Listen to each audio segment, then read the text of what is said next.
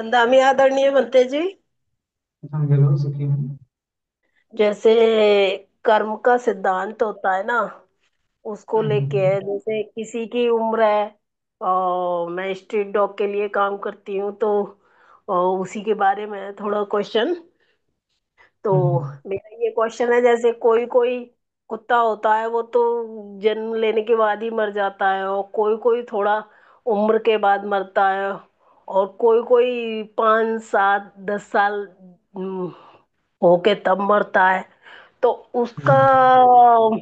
मतलब ये है कि वो एक बार पूछा था बंते जी से, तो उन्होंने कहा पुण्य की वजह से ऐसा होता है, जिसके जितने पुण्य है तो उसको उतना जीवन मिलता है। तो इसका मेरा ये क्वेश्चन है कि जैसे ये जन्म है, तो वो क्या कुछ सीमित रहता है कि 50 बार ही जन्म लेना है कुत्ते का, तो जल्दी जल्दी मर के वो जन्म खत्म करता है, या फिर और जैसे उम्र ज्यादा हो जाए उसके बाद मरता है, फिर जैसे उसको 10 जन्म लेने हैं और उम्र ज्यादा हो, या उसका कुछ लिमिट रहता है क्या उसमें? हम्म।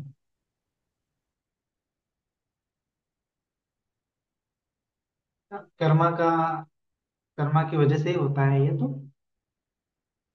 कभी कभी क्या होता है कि कर्मा के विपाक इतने विचित्र ढंग से आते हैं कि पता नहीं चलता कि कौन से कर्म का विपाक कब आ रहा है। तो इसीलिए भगवान जी ने बोला है कि ये कर्म विपाक को समझना अचिंत्य है। उसका चिंतन नहीं करना चाहिए। अगर कोई करने की कोशिश करेगा तो वो पागल हो जाएगा, ऐसा भगवान जी ने कहा है।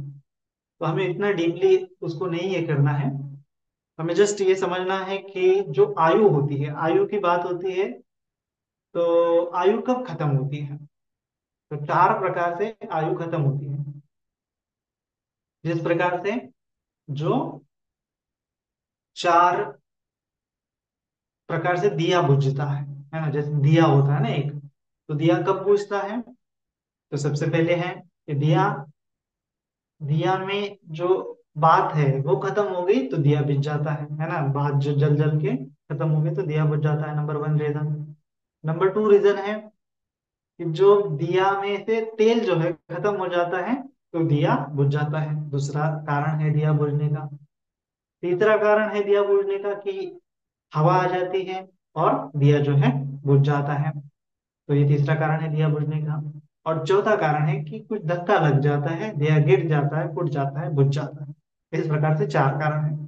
तो मनुष्य या फिर किसी सत्व के मृत्यु के भी इसी प्रकार से चार कारण होते हैं। तो भगवान जी ने ये दिए की उपमा दी है ना। तो सबसे पहला है कि बात ही खत्म हो जाती है, तो उसकी आयु जो है खत्म हो जाती है, जिसके चलते वो मर जाता है ना। तो आयु खत्म होने का मतलब कि वो लंबा जीता है, जितना बूढ़ा हो जाता है मर जाता है, जर्जर हो जाता है मर जाता है। जैसे बात जो है पूरी जर्जर जर्जर होते जलते मर जाती है, उस प्रकार से। तो बूढ़ा होके मरना मतलब आयु संस्कार खत्म हो जाने का मर जाता है। जिस प्रकार से दूसरा रीजन है कि दिया बुझ जाता है, कि तेल खत्म हो जाता है दिया में से और वो बुझ जाता है। तो पुण्य कर्म खत्म हो जाते हैं तब दिया बुझ जाता है ना। ये क्या रिप्रेजेंट करता है कि तेल खत्म हो जाता है। बात कितनी भी बड़ी हो लेकिन तेल अगर खत्म हो जाता है तो दिया बुझ जाता है। आयु आपकी कितनी भी हो, उम्र आपकी कितनी भी हो, आप जैसे मनुष्य की उम्र लगभग 100 साल होती है, 80 साल होती है ना। कुत्ते की उम्र 16 साल होती है। तो आयु कितनी भी हो लेकिन कुशल कर्म नहीं है, पुण्य कर्म नहीं है, तेल के भांति पुण्य कर्म खत्म हो गए तो वो आयु खत्म होने के पहले ही मर जाता है। इस प्रकार से दूसरा कारण होता है किसी किसी सत्व की मृत्यु का। फिर तीसरा कारण होता है कि हवा आ जाती है और दिया बुझ जाता है। तो इसका मतलब यह है कि कुछ क्या बोलते हैं उसको, मेंटली जैसे हार्ट अटैक आ जाते हैं, सडनली बुझ जाता है ना। सडनली कर्म का विपाक आता है या फिर सडनली कुछ एक्शन हो जाती है और वो मर जाता है। जैसे कोरोना आ गया और लोग मर गए हैं, सडनली मर गए है ना। तो वो सडनली मर रहे हैं मतलब कि वो कारण पास्ट लाइफ में नहीं देखा जा सकता है ना। वो इसी लाइफ में है ना। वो पास्ट लाइफ का कर्मा नहीं है, इसी लाइफ का कर्मा है, लेकिन तुरंत हुआ और वो मर गया। और फिर चौथा रीजन है कि जैसे दिया फूट गया और बुझ गया, तो कोई एक्सीडेंट हो जाता है।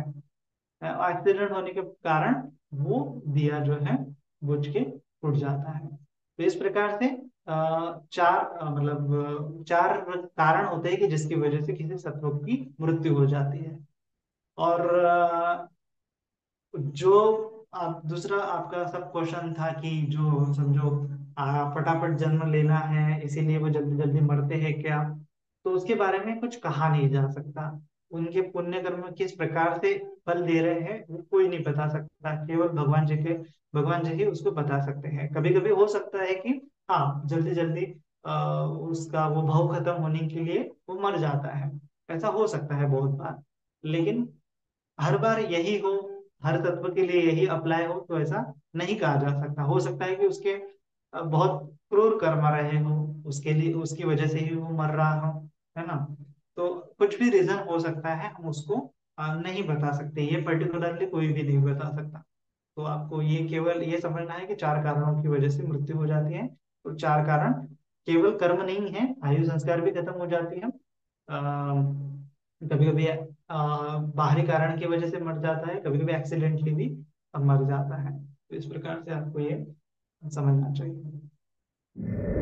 तो बंटी जी, मुझे ये पूछना था कि जब हम ध्यान करने बैठते हैं ना, तो कभी कभी ऐसा समय होता है कि आ, और चेहरे पे कुछ ऐसा लगा, ऐसा लगता है कि कितना भी साफ करके तैयार करके बैठ जाते हैं, तो कभी कभी पता नहीं हम चेहरे के ऊपर क्या, जैसा कि मूंगी चल रही है, ऐसा महसूस होता है, तो उधर से हमारा ध्यान भटक जाता है। तो उसके वजह से कभी कभी हमको मतलब हाथ हिलाना पड़ता है या पाँव हिलाना पड़ता है। तो वो ध्यान में कोई डिस्टर्ब होता है तो उसमें ध्यान भटक जाता है बंते जी। तो उसके लिए क्या करे बंते जी? वो तो ध्यान की बाधा मात्र है, तो उसको ध्यान की बाधा के तौर पे लेना चाहिए। अगर आप विपස්සना कर रहे हैं तो उसको जानना चाहिए कि यह अनित्य है, दुख है, अनात्मा है ना। इस प्रकार से आप उसको डायरेक्टली भी देख सकते हैं और उसके ऊपर मन को फोकस कर सकते हैं। चाहे ये कुछ भी हो, चाहे ये कुछ भी हो, कुछ फीलिंग हो, कुछ कीड़ा मकोड़ा हो। जनरली वो कीड़ा मकोड़ा मतलब होता नहीं है, हमें जस्ट फील होता है ना। तो वो एक प्रकार से संस्कार ही होते हैं हमारे जो उत्पन्न हुए होते हैं, तो उस संस्कार को हमें अनित्य नष्ट होने तक देखना है। दूसरा चीज आप ये कर सकते हैं कि फिर भी वो नहीं हो पा रहा है, आपका मन बार बार उधर जा रहा है, तो आपको जोरों से जो आप आना पाना करना है ना, आपका ध्यान वहां से शिफ्ट करके सांसों की तरफ ले जाना है और तेजी से थोड़ा सांस लेना है। और फिर यहीं पे मन को रखना है। ऐसा अगर आप कर पाते हैं तो उधर से ध्यान हटके इधर आ जाएगा। थोड़ी देर बाद वो संवेदना खत्म हो जाएगी जो चल रहा है कीड़े मकोड़े की तरह, और वो नष्ट हो जाएंगे। तो ये दो तरीके हैं, एक तो आप डायरेक्टली वहां पे जाके अनित्य दुख अनात्म देख सकते हैं, या फिर आपका जो ध्यान है नासिका द्वार पे मन को एकाग्र कर सकते हैं, नासिका द्वार पे, तो जिसकी वजह से आपको फील नहीं होगा। तो ऐसा आप उसके साथ कर सकते हैं। और ये साधना के माध्यम से अगर निकल जाता है, आप अगर उसको अच्छे से प्रैक्टिस, ये बार बार अगर आपके साथ हो रहा है तो आपको अच्छे से प्रैक्टिस करते हुए उसको हटाना चाहिए, है ना। एक आधे बार होता है तो ठीक है, आप खुजा लेते हो, लेकिन बार बार अगर हो रहा है तो इसका मतलब ये आपका संस्कार है। तो संस्कार कब निकलेगा, जब आपको प्रॉपर उसको अनित्य देखोगे, दुख देखोगे, अनात्म देखोगे, तब ये निकल जाएगा। विपස්සना प्रॉपर करोगे तो निकल जाएगा। तो आपको प्रॉपर तरीके से उसको पूरी तरह से निकल जाने देना है ना। और फिर वो फिर से उत्पन्न नहीं होगा। वह संस्कार जब आप विपස්සना करते हो तो इस प्रकार से होता है ना। तो ऐसा आप कर सकते हैं। वंदामी बंती जी। मंगल हो सुखी हो। बंती जी, मेरा प्रश्न था कि जैसे हमने पुण्य कर्म, सत्य कर्म, सत्य क्रिया के बारे में आपने बताया, तो बहुत पहले मुझे किसी ने बताया था कि अगर आप चेतसिक दान देते हैं, मतलब मन से, जैसे कि एक रुपए का दान आप अगर हर रोज मन से दे रहे हैं, तो वो भी पुण्य कर्म ही है। और उस पुण्य कर्म के बल पे आप आपके जो भी मतलब मनोकामना है या फिर आपको जो भी चाहिए आप बोल सकते हैं। तो क्या ये सच है? और उसकी विधि कैसी होती है? मतलब चेतसिक दान भी कंसिडर किया जाता है क्या पुण्य कर्म में? हम्म। तो जो कर्म मतलब क्या होता है, कर्म मतलब चेतना ही होती है। चेतना हम विकवे कम्मं वदामि, ऐसा भगवान जी ने कहा है। तो इसीलिए वो चैतसिक दान भी इंक्लूड होता है। एक्चुअली दान चित्त से ही होता है। तो काया केवल माध्यम होती है, वाचा केवल माध्यम होती है, मन से ही हमारे कर्म होते हैं। तो जब आप ये कर रहे हैं कि हाँ हर रोज 1 रुपया दान कर रहे हैं, तो आपके मन में जब ये भाव उठ रहा है, तो उससे भी कंसिस्टेंसी मैटर करती है इस चीज में। जब आप कंसिस्टेंसी बड़े पेशेंस के साथ हर रोज कर रहे हैं, कुछ भी बाधा हो जाए फिर भी आप वो कर रहे हैं, हर रोज दान करना करने की इच्छा जगा रहे हैं, इंटेंशन जगा रहे हैं, तो आपका मन बहुत पावरफुल हो जाता है, वो अपने आप बल बन जाता है ना। वो प्रक्रिया जो है, हर रोज पुण्य कर्म करी, हर रोज कांस्टेंट एक एक ही प्रकार का पुण्य आप बार बार कर रहे हो, चाहे कुछ भी बाधा आ जाए उसमें खंड नहीं पड़ रहा है, तो वो बल ही होता है। जिस प्रकार से ध्यान का बल होता है उसी प्रकार से वो बल होता है। और फिर आप जब इनफ हो जाए, जब आपको लगे, तो अभी सच्चा क्रिया करने के लिए आप उसको यूज करना है, तो आपको रिमेम्बर करना है कि मैंने हर रोज जो है 1 रुपया दान दिया है ना। दान देने, और वो देना भी पड़ेगा लास्ट में आपको, जब मतलब हर रोज दे रहे हो लेकिन मंथ की एंडिंग में आपको देना पड़ेगा। देने से बहुत फलित हो जाएगा, वो सत्य हो जाएगा, है ना। और फिर दे दिया, तो आप हर रोज हर प्रकार हर महीने में ऐसा कर रहे हो, ऐसा रूटीन फॉलो कर रहे हो, है ना।